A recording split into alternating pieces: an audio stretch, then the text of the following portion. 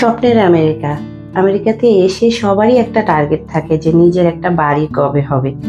আসসালামু আলাইকুম, কেমন আছেন আপনারা সবাই?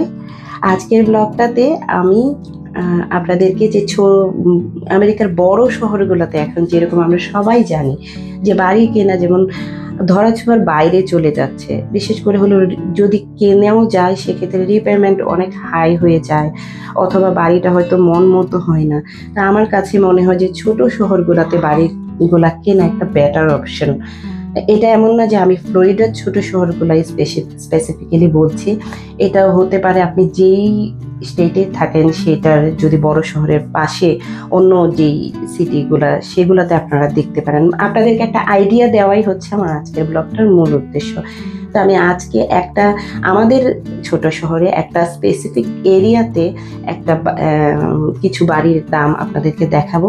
সেক্ষেত্রে আপনারা আরো ভালো বুঝতে পারবেন যে আমি আসলে কি বলতে চাচ্ছি। আশা করি আপনাদের কাছে ভালো লাগবে।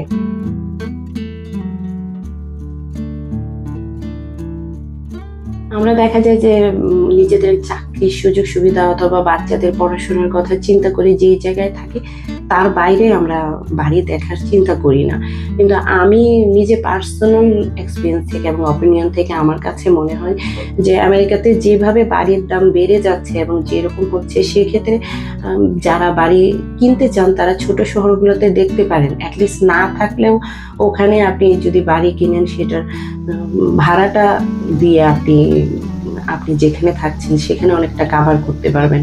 আর আরেকটা জিনিস যেটা যে এই অন্য সব দেশের মতো আমেরিকাতেও ছোট শহরগুলো খুব তাড়াতাড়ি চেঞ্জ হয়ে যাচ্ছে।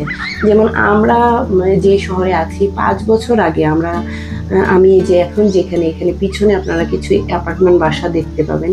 এই ধরনের বাসাগুলো একটাতে ছিলাম যেটাতে বাসা ভাড়া ছিল $1200, আর এখন এই বাসাগুলোর ভাড়া হচ্ছে $1500 এবং ইউটিলিটিগুলো আলাদা, যেটা মানে চিন্তাই করা যায় না যে কত বেশি তাহলে বাসা ভাড়া বেড়ে গিয়েছে।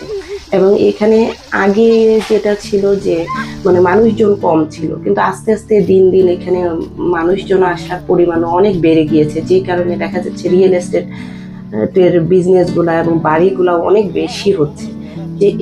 যে এলাকাটা আমি আপনাদেরকে দেখাচ্ছি, এই এলাকার বাড়িগুলা হচ্ছে 2675 স্কোয়ার ফিটের বাড়ি এবং এগুলো 4 বেডরুমের বাড়ি। নিচ তলাতে হলো একটা বেডরুম আর উপর তলাতে হলো 3টা বেডরুম, গ্যারেজ আসছে সাথে। এবং এই বাড়িগুলোর দাম হচ্ছে $4,36,000। মানে আমি এই বাড়িটা যেটা দেখাচ্ছি আপনাদেরকে এটার কথা বললাম স্পেসিফিকলি, এটার দাম হচ্ছে $4,36,000 এবং এইটার মতো আশেপাশে সবগুলা বাড়ি একই ধরনের একই ডিজাইনের। তো মানে মোটামুটি এই টাকার মধ্যে আর কি, কিছু কম বেশি হবে এরকম। এই এলাকার বাড়িগুলোর প্রাইস হচ্ছে এরকম $4,36,000, মানে 5 লাখ টাকা বাজেটের মধ্যে আপনি এই এলাকার মধ্যে বাড়িগুলো কিনতে পারবেন।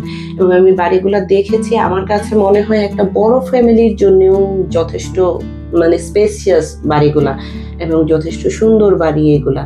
নিচতলাটা হচ্ছে উড ফ্লোরের আর উপরতলাটা হচ্ছে কার্পেট দেওয়া। তো আমার কাছে খুব সুন্দর বাড়ি মনে হয়েছে। তো এরকম আর কি বাড়িগুলো। তো আমি যেটা বলতে চেয়েছি যে এরকম আর কি, যে আপনি যদি ছোট শহরগুলোতে সম্ভব হয় সেক্ষেত্রে বাড়ি কেনা ভালো ইনভেস্ট।